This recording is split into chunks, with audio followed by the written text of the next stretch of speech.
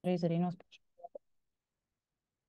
Tad visi tie, kas nevarēja pievienoties, varēs ierakstu noskatīties arī vēlāk. Un uzreiz, lai nekavētu laiku, tad mūsu galvenais runātājs šodien būs Elīna Bērziņa, kura ir Latvijas Muzeja biedrības gada balvas žūrijas komisijas priekšsēdētāja.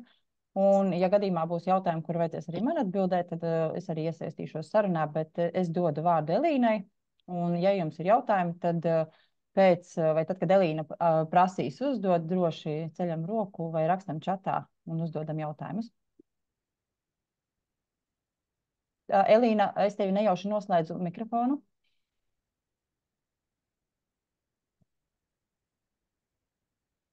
Tev mikrofons jānoslēdz atpakaļ. Es nejauši.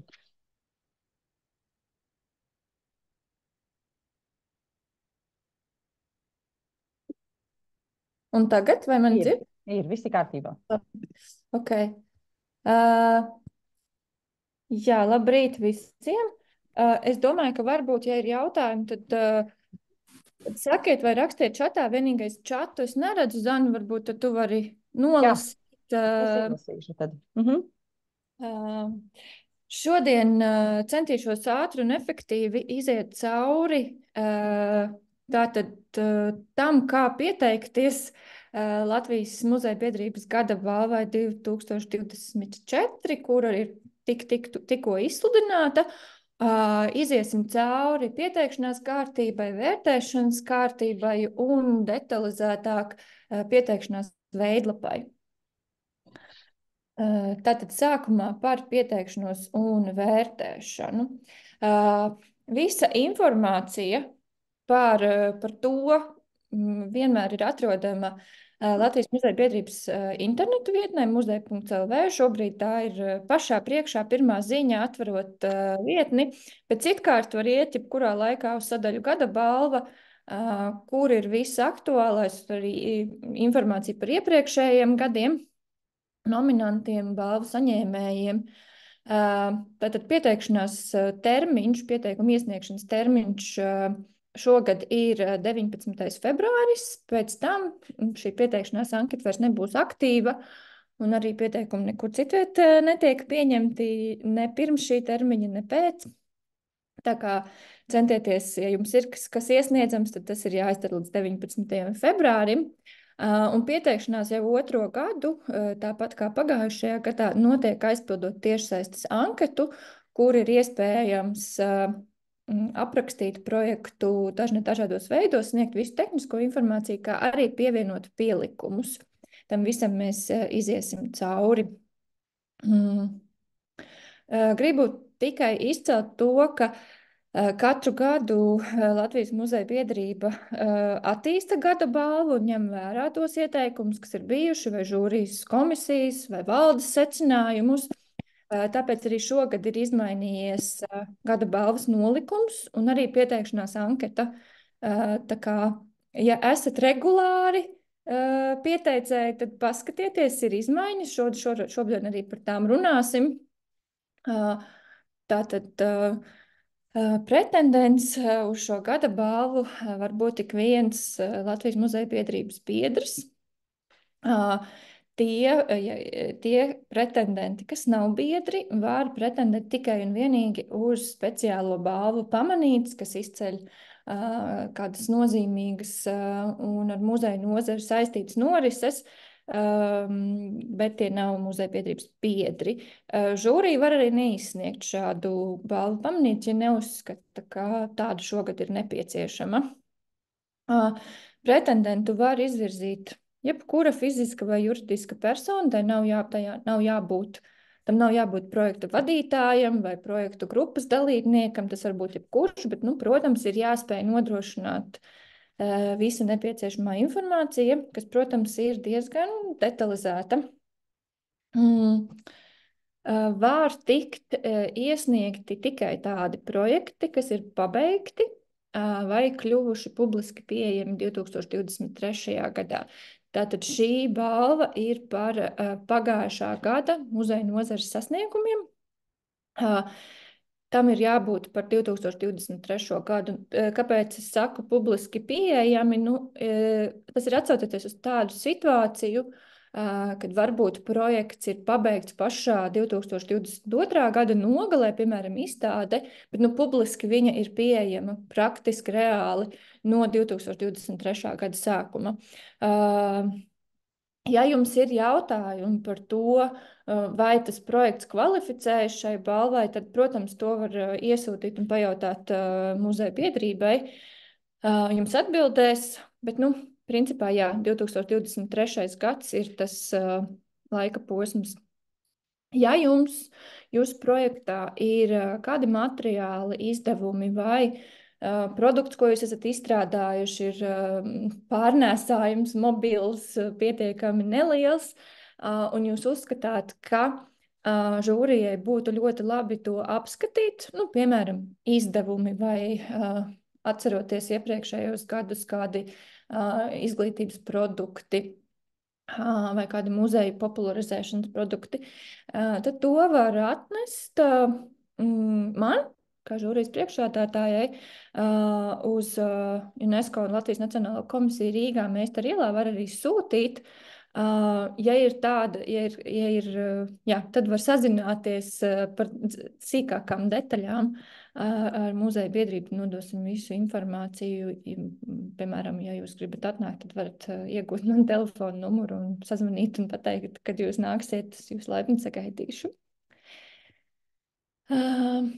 Jā, tātad visus pieteikumus vērtē 5 locekļu žūrijas komisija ar priekšsēdētāju. Šo komisiju katru gadu no jauna komplektē Latvijas muzeja biedrības valde un arī valde pārauga tās darbību. Un žūrijas locekļi tiek izvēlēti atbilstoši konkrētām profesionālām jomām. Tās ir ļoti daudz, un tad valde skatās, kāda būs pārstāvniecība katru gadu. Tā ir veidota pietiekami dažādi, lai pārstāvētu gan pētniecību un vēsturi, gan dizainu, scenogrāfiju, gan pilsoniskās aktivitātes, gan izglītības procesus, gan izstāžu organizēšanu. Un žūrija tiks paziņota tuvākajā laikā visa komplektācija. Žūrijas komisijas locekļi, protams, nevērtē, nepiedalās vērtēšanā pieteikumiem, kuru veidošanā tie jebkādā veidā ir iesaistīti, un tad šis punktu skaits tiek vienkārši dalīts uz 4 vai 3, nu, attiecīgi cik tad šī žūrijas komisijas locekļi vērtē šo projektu. Visus pārējos pieteikumus, kuros kāds žūrijas komisijas loceklis nav iesaistīts, vērtē visi. Nav tā, ka žūrijas komisijas loceklis var pateikt, ka viņš kaut ko nevērtēs, ja tas atbilst pieteikšanās kritērijiem. Un šeit ir tie galvenie vērtēšanas kritēriji. Šogad ir nācis klāt jauns, tā ir efektivitāte. 5 no iepriekšējiem kritērijiem - oriģinalitāte, aktualitāte, vienotība un kvalitāte, sociālā loma un ilgspējama lietojamība. Pieteikuma anketā ir iespējams atsevišķi aprakstīt. Efektivitāti žūrija vērtē no tām sastāvdaļām, kas tiek nodrošināts citvieta anketā. Komandas lielums, izstrādes ilgums, budžets, sasniegtā auditorija. Tātad, piemēram, ļoti efektīvs būtu projekts, kurš ir patērējis salīdzinoši nelielus resursus, bijis ļoti ātri un efektīvi izpildīts un sasniedz lielu auditoriju. To vērtē pēc šiem kritērijiem, pārējos tad jums ir iespēja aprakstīt. Protams, ja jums ir kaut kas īpaši minams, vienmēr to var pieminēt projekta aprakstā un projekta koncepcijā, kas ir brīva vieta, kur piebilst visu citu. Šos te vērtēšanas kritērijus, tad, kad mēs iesim cauri pieteikuma anketēs, arī katru vairāk paskaidrošu. Tātad, lai pieteiktos balvai, pretendenta projektam ir jāatbilst vismaz vienam no šiem 6 kritērijiem. Protams, vēlams, jo vairāk, jo labāk. Un tad, saņemot visus pieteikumus, žūrijas komisija sāk darboties, viņus visus izvērtē, un žūrijai ir tiesības izvirzīt balvai līdz 12 pretendentiem. Tas var būt arī mazāks skaitlis, ja žūrija nesaskata, ka ir nepieciešami 12 pretendenti, bet tas ir maksimālais skaitlis. Un gada balvu attiecīgi saņem viens no šiem izvirzītajiem nominantiem finālam. Jā, kā jau es teicu, katru gadu Latvijas Muzeja biedrības gada balva attīstās. Un šogad ir vēl viens papildinājums, un tas ir tas, ka žūrijas komisijai ir tiesības lemt par kādu īpašu tematisku balvu, specbalvu. Piemēram, ja ir projekts, kurš iespējams neiekļūst šo līdz 12 pretendentu sarakstā, bet žūrijas prāt ir īpaši izceļams un ir muzeja nozarē īpaši izceļams. Piemēram, tas varētu būt kāds pētniecības darbs vai kāds cits projekts, kuram ir, kur žūrija vienkārši saskat kā izceļamu. Tāpat var arī nebūt šādas īpašas tematiskas balvas, tas ir žūrijas lēmums. Jā, kā jau es iepriekš teicu, komisija neizskata pieteikumus, kas neatbilst iepriekš minētajiem kritērijiem, vai nav sagatavoti atbilstoši pieteikumu iesniegšanas kārtībai, vai arī, ja, piemēram, šajos kritēriju aprakstīšanas laukos ir sarakstīts kaut kas neatbilst nosacījumiem. Šī tātad būtu šī gada balvas laika līnija. Mēs šobrīd esam šeit pie pieteikšanās izsludināšanas. Šeit ir šis te informatīvais seminārs. 19. februārī ir pieteikuma iesniegšanas termiņš. Un tad ir 2 vērtēšanas kārtas. Tātad pirmajā vērtēšanas kārtā tiek izskatīti visi iesniegumi, visi iesniegtie projekti, un pēc tiem tiek nosaukti līdz 12 nominanti.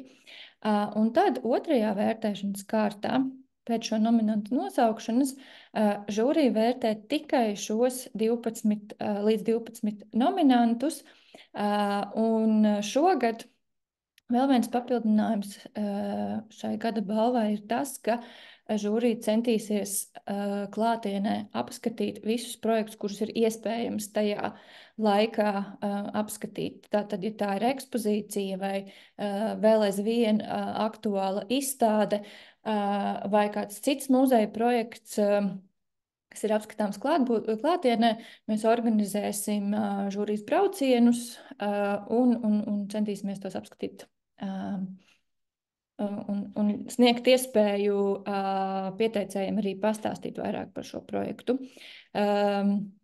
Un tad pēc šīs otrās vērtēšanas kārtas žūrija lems par vienu gada balvas ieguvēju, un šī gada balvas pasniegšana notiks šī gada muzeja dienā, kuras datums tiks paziņots Latvijas Muzeja biedrības biedru kopsapulcē jau pavisam drīz.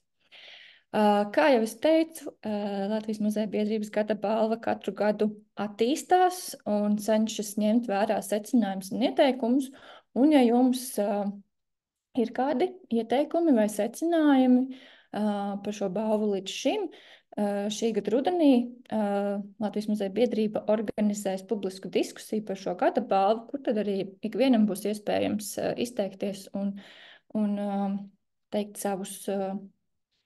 savus priekšlikumus. Vai līdz šim ir kādi jautājumi? Ok, labi. Tad mēs varam iet tālāk un iet cauri visai pieteikšanās anketai. Tātad, anketas saite, kas ir atrodama arī gada balvas izsludināšanas ziņā. Šī saite ir šeit augšpusē, tad gada balva iesniegt pieteikumu, bet, kā jau es minēju, to var atrast vienkārši ejot uz muzeja.lv un spiežot uz gada balvas sadaļas. Tātad, šeit jūs varat iesniegt savu pieteikumu. Sākumā, jā, ar zvaigznīti ir atzīmēti obligātie lauki, kas ir aizpildāmi ikvienam. Ja nav zvaigznīte, tas varbūt nav obligāts lauks, un jums ir jāizvērtē, vai pēc lauciņa apraksta, vai tas ir kaut kas, kas jums ir jāizpild, jo tur ir īpašas norādes. Zīmju skaits laukos ir ierobežots, un aicinājums. Vai tas bija jautājums, vai vienkārši kādam ieslēgts mikrofons? Es izslēdzu, viss kārtībā. Jā, zīmju skaits šajos aizpildes laukos ir ierobežots, un aicinājums ir ļoti pārdomāt, ko jūs rakstāt katrā sadaļā. Neatkārtot informāciju, tas nerada pārāk labu iespaidu, ka visur ir ierakstīts aptuveni viens un tas pats.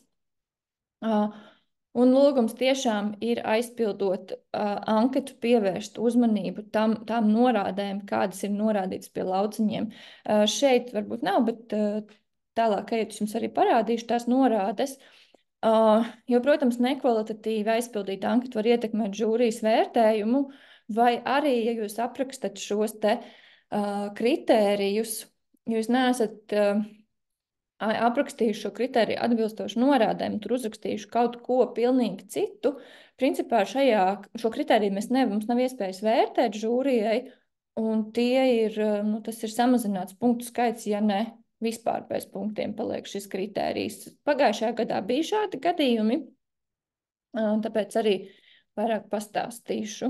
Nu jā, šeit ir muzeja nosaukums, adrese, projekta nosaukums, sākam tādu tīrisku tehnisko informāciju, projektu vadītājs, darba grupa, ja tāda ir, publiskošanas datums, un 2 jauni lauki, kas arī žūrijai palīdz vērtēt šo te efektivitāti, ir projekta kopējais budžets un izstrādes ilgums. Izstrādes ilgumu jūs varat rakstīt vai nu mēnešos, gados, nedēļās, vai arī vienkārši norādot no līdz. Un tad ir kontaktpersona, un ja tā nav, ja izvirzītājs pats nav šis pretendents, tad arī jānorāda, kas ir izvirzītājs. Un te jau mēs aizējam pie ļoti, ļoti svarīgiem laukiem. Tātad projekta apraksts un koncepcija. Šogad ir papildināts, iepriekš bija vienkārši projekta apraksts, bet šogad ir arī šī koncepcija, kas ir īpaši aktuāla izstādēm un ekspozīcijām. Principā šis ir projekta būtības apraksts un tāds izskaidrojums. Šeit apraksta projekta ideju, būtību, ja nepieciešams, var aprakstīt arī kontekstu, kādā tas ir veidojies. Tur, kā jau šeit rakstīts, šis tad ir tā lauciņa apraksts, šie te gaiši pelēkie teksti. Šeit būtu ļoti labi aprakstīt projekta mērķus, kādi ir sasniegti, kādi ir uzstādīti, sīkāk aprakstīt mērķa auditoriju, galvenās aktivitātes, izaicinājumus, iespējams kādu problēmu šis projekts risina. Un kā jau es minēju, izstādēm un ekspozīcijām būtu nepieciešams aprakstīt telpiskos un eksponātu izvietošanas principus, grafiskā dizaina principus, izgaismojumu, multimēdiju koncepciju. Tātad, kā jūs esat pieņēmuši tos lēmumus, ko jūs esat pieņēmuši, veidojot šo te projektu. Šī ir arī vieta, kur jūs varat aprakstīt īpašas detaļas, kas iespējams neiekļausies tālākajos vērtēšanas kritērijos, kaut ko jūs uzskatāt, ka žūrijas komisijai būtu jāzina. Un tālāk mēs aizējam uz atbilstību vērtēšanas kritērijiem, tātad oriģinalitāte, projekta idejas oriģinalitāte un atbilstība šim mērķim, vai projekts ir kas jauns, nebijis Latvijas muzeja nozarē, kāpēc, kā jūs to secināt, vai tas apgūst jaunus formātus, vai tas ienes nozarē kādas jaunas vēsmas, vai tas veido nebijušas kombinācijas, apgūst kādas jaunas platformas, darbības veidus, sadarbības. Principā šeit jums ir iespēja aprakstīt, kā šis jūsu projekts ir īpašs, nebijis, iespējams atšķirīgs no citiem līdzīga veida projektiem, kāpēc tam kaut kādos aspektos nav precedenta, vai tā ir reta parādība. Jā, šī ir projekta oriģinalitāte. Nākamais ir projekta aktualitāte. Šeit ir rakstīts, ka tā ir projekta spēja uzrunāt un iesaistīt apmeklētājus, ietekmēt gan sociālos, gan ekonomiskos procesus sabiedrībā un veidot ar plašāku rezonanci. Principā, kā šis projekts iekļaujas mūsdienu aktualitātēs un kā tas ir aktuāls jūsu mērķa auditorijai, jūsu apmeklētājiem un kāpēc.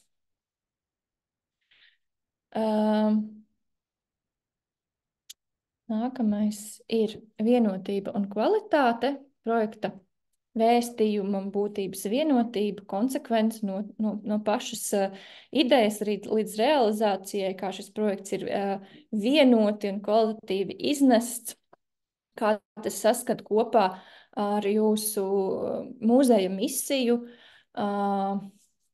kādas darbības jūs esat veikuši, lai tas būtu kvalitatīvs un vienots, un kā jūs par to esat domājuši, un kādām idejām un detaļām jūs vēlaties, lai žūrī pievērš uzmanību.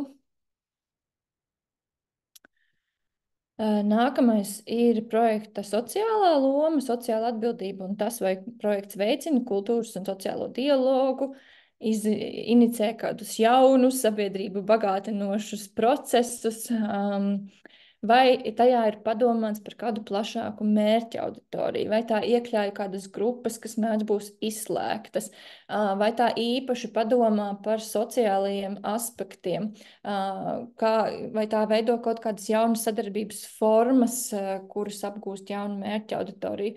Šis tātad ir par sociālo, par cilvēkiem, par jūsu apmeklētājiem, kā jūs esat par to padomājuši, ko jūs arī vēlaties, lai žūrī par šo zina. Un tad varu nokomentēt iepriekšējā gadā visšvakāk aizpildītais lauks, visnepareizāk un visgrūtāk vērtējamais, jo attiecīgi žūrijai nav pietiekami kvalitatīvi sniegta šī informācija, ir tātad projekta ilgtspēja un lietojamība. Šeit es īpaši iesaku tiešām padomāt, jo tas ir viens no 6 punktiem, kas savā svarīgumā ir līdzvērtīgs visiem pārējiem. Tātad projekta piekļūst pieejamība, jeb piekļūstamība, vai rezultāts ir pieejams visiem, kādas barjeras ir jūs esat noņēmuši, lai tas tā būtu, kā jūs par to esat padomājuši, vai jūs esat vairāk strādājuši ar finansiālajām, sociālām, intelektuālajām, fiziskajām barjerām, kā jūs par to esat padomājuši, kādas iepriekš neapgūtas mērķa auditorijas šie te jūsu soļi ir ļāvuši iekļaut muzeja darbībā. Lietojamība un lietderība, cik ilgspējīgs ir jūsu resursu un risinājumu pielietojums. Iespējams, ir padomāts par izstrādātā satura reciklēšanu, jeb tālākam izmantošanas iespējams. Tātad jūs esat kaut ko veidojuši, tas ir iespējams šim projektam, bet tam ir projekta veidošanas gaitā par šo saturu ir padomāts, kā tas varētu tikt izmantots arī tālāk nākotnē, lai taupītu resursus. Iespējams, izmantoti materiāli, kurus jūs esat izmantojuši, vai tie būtu fiziski vai digitāli, tos ir iespējams izmantot atkārtoti. Iespējams, projekts jau pats par sevi ir veidots, izmantojot un kombinējot kaut ko esošu, taupot resursus, domājot par ilgtspēju. Kā tas kalpo, kā tas ir ieguldījums nākotnē, gan muzeja darbībā, gan nākotnes sabiedrībā. Latvijas muzeja biedrībai ir atsevišķa sadaļa interneta vietnē, kas saucās Ilgtspēja muzejos, kur ir aprakstīti dažādas ilgtspējas attīstības sastāvdaļas, mērķi, un tur ir arī apakšā dažādi projekti Latvijas muzejos, kuri ir tādi labās prakses piemēri. Jūs varat smelties iedvesmu tur, paskatīties. Ļoti iesaku pievērsties šim punktam. Tad ir projekts sasniegtās auditorijas skaits, tātad kā jūs esat uzskaitījuši, cik jūs, piemēram, izstādi vai ekspozīciju ir apmeklējuši cilvēku vai pasākumus, cik ir apmeklējuši, vai cik kaut kādu produktu vai risinājumu cilvēki ir lietojuši, cik daudz kāds izdevums ir tiražēts, cik ir tiešsaistes skatījumi. Tātad šī ir tāda kvantitatīvā informācija, ko jūs mums varat sniegt par šo projektu. Tālāk ir projektu publicitāte. Šeit jūs varat likt visu, kas ir saistīts ar komunikāciju, ar to, kā šis projekts ir rezonējis. Vai nu tie ir raksti mēdījos, vai tā ir kāda īpaša jūsu paša veidota sociālo mediju kampaņa vai kāda cita veida kampaņa, pieņemsim, pilsētu vidē. To jūs varat šeit aprakstīt un sniegt arī vizuālu materiālu vai saites ielikt, ja tie ir ārējie resursi. Vai arī šeit varat ielikt kādas recenzijas vai īpašas atsauksmes, ko jūs esat ieguvuši. Šeit jūs principā parādat, kā šis projekts ir norezonējis ar jūsu auditoriju vai ar plašāku sabiedrību un medijiem un citiem informācijas izplatīšanas kanāliem. Un mēs esam nonākuši līdz pielikumiem. Vienīgais obligātais pielikums, kas ir jāiesniedz visiem projektiem, ir tādi projektu raksturojoši attēli.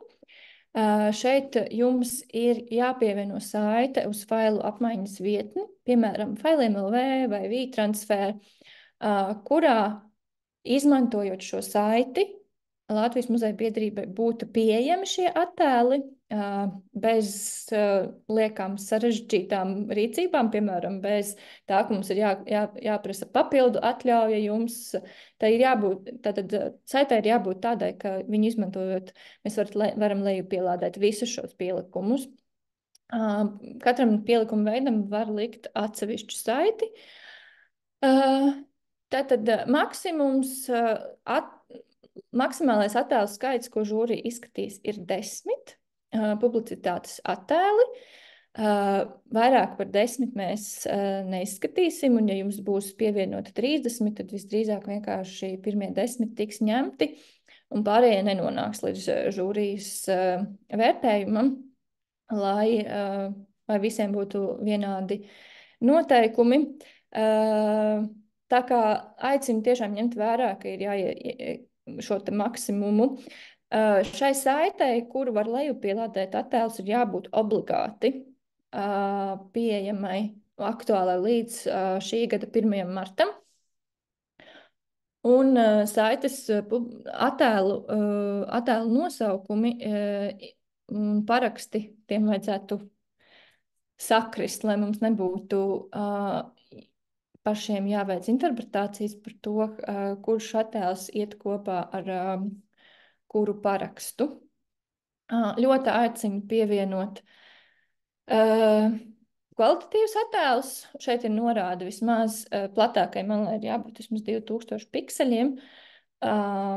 Protams, ka attēla kvalitāte var ietekmēt žūrijas vērtējumu. Tālāk ir projekta video. Ja jums ir, tas nav obligāts lauks, bet ja jums ir, tad lūdzu norādiet saiti uz kādu koplietošanas tīmekļa vietni, kur mēs šo projektu video varam noskatīties.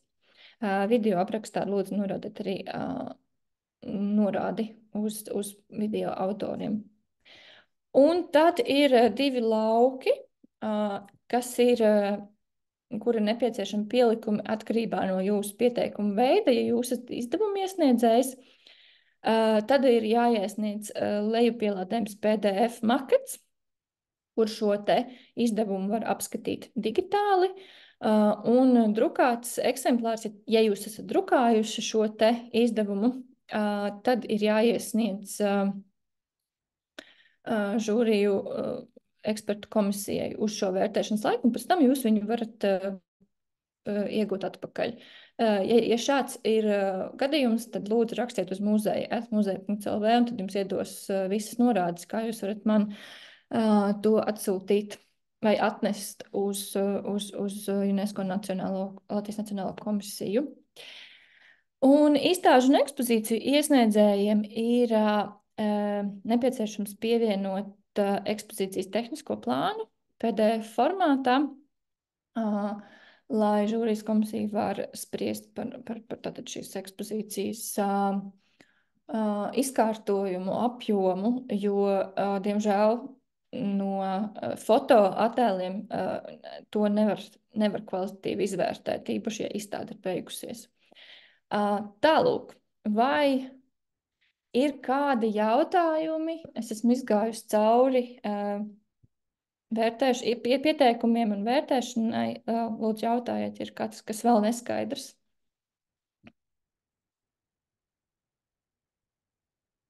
Paldies, ļoti uzskatāmi.